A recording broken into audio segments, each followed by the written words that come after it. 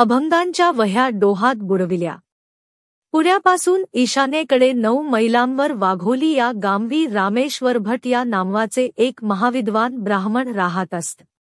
ते सच्छील, कर्मनिष्ठ आणि म्हणून मोठे धर्माधिकारी होते. मंबाजीने तुकारामांविरुद्ध स्वतःला काहीच इलाज करता येत नव्हता म्हणून त्यांच्या संबंधीची आगळीक रामेश्वर भटांपर्यंत पोहोचविली. रामेश्वर भटांनी आपले वजन खर्च करून पाटलाकरवी तुकारामाने देहू गाव सोडून जाण्याचा हुकूम त्याच्यावर बजावण्याची व्यवस्था केली. या हुकुमाने तुकाराम महाराज अतिशय खिन्न झाले. ते म्हणतात, काय खावे आता कोणीकडे जावे, गावात रहावे कवण्यापरी. कोपला पाटील गावातले लोक, आता मज भीक कोण घाली. अशा बिकट परिस्थितीतून मार्ग काढण्याकरिता तुकोबा रामेश्वर भटांची प्रत्यक्ष भेट घेण्याकरिता वाघोलीस गेले. त्यांच्यापुढे दंडवत घालून तुकोबा म्हणाले, मी देहूचा तुकाराम वाणी. आपल्या मार्गदर्शनाची याचना करण्याकरिता आलो आहे, असे म्हणून भक्तिभावाने नामगजर करून तुकोबांनी कीर्तन करण्यास सुरुवात केली. स्फूर्तिदेवता त्यांना तत्काळ प्रसन्न झाली आणि त्यांच्या मुखातून रसाळ, प्रासादिक अभंगवाणी अखंडपणे स्रवू लागली. एकंदर वातावरण प्रसन्नतेने आणि पावित्र्याने भारून गेले होते. रसाळ कीर्तन ऐकता ऐकता खुद्द रामेश्वर भटांच्या चित्ताची चलबिचल झाली, पण स्वतःला म्हणजे स्वतःच्या मोठेपणाला सावरून घेऊन ते म्हणाले, तुझ्या अभंगात श्रुतीचा अर्थ उमटतो. तुला श्रुत्यर्थ बोलण्याचा अधिकार नाही. तुकोबा विनवून म्हणाले, मी यहकश्चित पामर, म्या पामराने काय बोलावे. पांडुरंगाने आज्ञा केल्यावरून मी हे कवित्व करीत आलो. म्हणून मी नम्रपणे विनवितो की मी कोण बोलणार.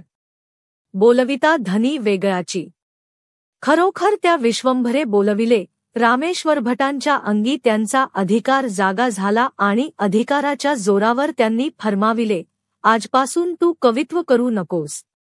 आपली आज्ञा शिरसावंद्य मान्य करतो, पण आजवर केलेल्या अभंगांचे काय करू. क्रोधाविष्ट होऊन रामेश्वर भट उद्गारले, इंद्रायणीत बुडवून टाक. तुकोबांना वाईट वाटले. ते खिन्न झाले, पण करणार काय. आज्ञा मानली पाहिजे. शब्द दिला आहे. देहूला परत आल्यानंतर अभंगांच्या सर्व वह्या त्यांनी एकत्र केल्या. खाली व वर जड दगड घालून गाठोडे तयार केले. चालले नदीवर बोचके घेऊन. वाटेत अनेकांनी त्यांना ते बुडविण्याबद्दल विनविले, पण तसेच ते पुढे चालले. इंद्रायणी डोहाजवळ येताच ते सारे अभंग डोक्यावर घेऊन डोहात शिरले. डोळ्यातून अश्रुधारा वाहत होत्या. जीव व्याकुळ झाला. शेवटी त्यांनी मन घट्ट केले, विठ्ठलाचा धावा केला आणि ईश्वराची इच्छा म्हणून अभंगांचे बोचके डोहात बुडविले. उदासवाणे होऊन तुकाराम परत फिरले. लोकांनी दुरुत्तरे केली. तुकोबांनी मनाशी विचार केला, मी काय साधले. लोकांनी फजिती केली. संसारावर मी पाणी सोडले. आता जगायचं कशाला. हरीची इच्छा देवा. आता एकच गोष्ट, तुमची जोडी तरी करीन किंवा जीव तरी सोडीन, असे म्हणून देवळासमोरील तुळशीवृंदावनाशेजारी एका दगडावर त्यांनी आसन ठोकले.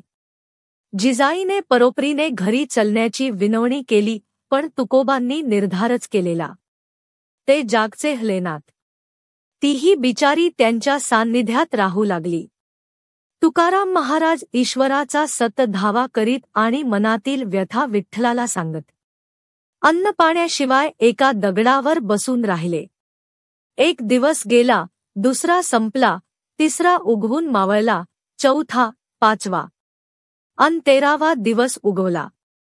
13 दिवस देव भक्ताची कसोटी पाहत होते. भक्त शुद्धीत तरी कुठे होते. व्याकुळ होऊन ईश्वराचा धावा चालू होता. शेवटी ब्रह्मानंदात गुंग. 13 दिवस अन्नपाणी नाही, हालचालही नाही. दुष्टांनी विचार केला, तुकाराम आता बहुतेक संपला. काही वाईट झाले नाही. दुष्ट कळवळले, अरेरे, देवाहुनीही थोर. वस्तुतः कोणालाच काही कळले नाही. अख्ख्या भक्तापासून देव दूर नसतो ते 14व्या दिवशी पांडुरंगाने आपल्या प्रेमळ भक्ताला तंद्रीतून जागे केले आणि सगुण रूपात दर्शन घडविले. आहाहा! पांडुरंगाची मूर्ती पाहून तुकोबांना परमावधीचा आनंद झाला. ते म्हणतात, जन्माचे सार्थक झाले. धन्य धन्य मी पांडुरंगा.